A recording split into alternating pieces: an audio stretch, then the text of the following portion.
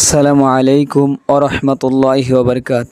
রতনগঞ্জ ইসমাইল উদ্দিন নুরানি হাফিজিয়া মাদ্রাসার সাফল্যের পঞ্চম বছর পদার্পণ উপলক্ষে ইসমাইল উদ্দিন ফাউন্ডেশন কর্তৃক আয়োজিত দ্বিতীয় শ্রেণীর ছাত্রছাত্রীদের কুরআনুল কারিমের প্রথম সবক প্রদান অনুষ্ঠান ও তৃতীয় শ্রেণীর ছাত্রছাত্রীদের বিদায় অনুষ্ঠান উপলক্ষে আজকের আয়োজিত অনুষ্ঠানে উপস্থিত ছিলেন অত্র প্রতিষ্ঠানের সম্মানিত সভাপতিবৃন্দ, সকল উস্তাদবৃন্দ, সকল ছাত্রছাত্রীবৃন্দ ও আমন্ত্রিত অতিথিবৃন্দ। উক্ত অনুষ্ঠানে সবক প্রদান করেন হজরত মাওলানা হাফেজ মোহাম্মদ আব্দুল সালাম সিরাজি সাহেব, যিনি আজকে উপস্থিত হয়ে আমাদের আজকের অনুষ্ঠানকে অলঙ্কৃত করেছেন এবং যারা মাদ্রাসার সহযোগিতা করেছেন তাদের সম্মাননা উপলক্ষে সম্মাননা ক্রেস্ট বিতরণ করা হয়।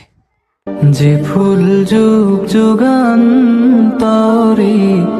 খুশবু ছড়ায়, এঁকেছি সে ফুল মোরা, এঁকেছি সে ফুল মোরা মনেরই কাবা।